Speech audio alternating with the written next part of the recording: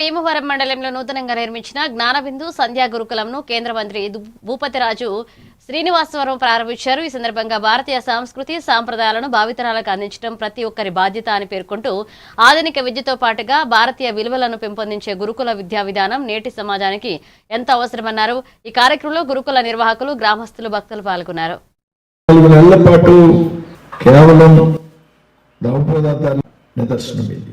నేను అక్కడ చూసి ఆశ్చర్యపోయా. అంగులు ఆర్భాటాలు కాదు, అక్కడ అడుగు పెట్టిన అంటే నాకు సాంప్రదాయం కనిపించింది.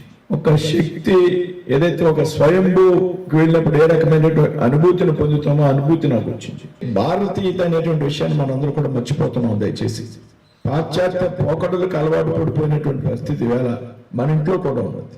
ఎక్కడో హైదరాబాద్లో ఉంది, ముంబైలో ఉంది అనుకోద్ది. దయచేసి పాశ్చాత్య పోకడలు అనేటువంటివి మన ఇంట్లో ఉంది. మనందరం కూడా మనకి తెలియకుండానే వేళ పాశ్చాత్య పోకడలోకి వెళ్ళిపోతున్నటువంటి సందర్భం.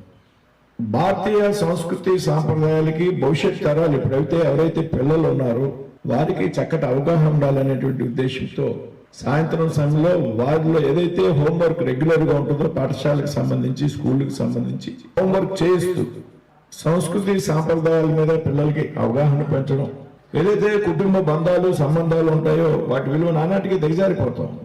వాటి మీద వారికి చక్కని అవగాహన కల్పించినటువంటి కార్యక్రమాలు మేము చేస్తామనేటటువంటి మనందరం కలిపి పనిచేద్దామనేటువంటి విషయాన్ని ఈ సందర్భంగా చెప్తూ మరొకసారి ఇక్కడ నన్ను ఆహ్వానించినటువంటి మాతృమూర్తులకి, అది ప్రత్యేకంగా సీతారామరాజు గారికి, అందరికీ కూడా